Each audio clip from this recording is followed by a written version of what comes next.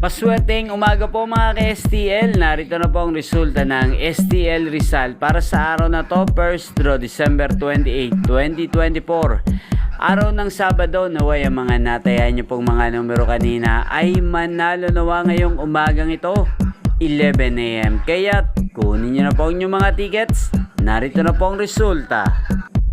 Ang mga numerong nanalo sa STL Rizal ngayong umagang ito, December 28, 2024, 11 AM. First draw result, 19 at 19 or Pompiang 19. Sa lahat po ng tumaya kanina sa STL Rizal para sa first draw ng 19 at 19, congrats po sa inyo. Panalo po kayo again, 19 at 19. At ngayong umagang ito sa STL Rizal, atin pong i-shoutout si Kuya Mario.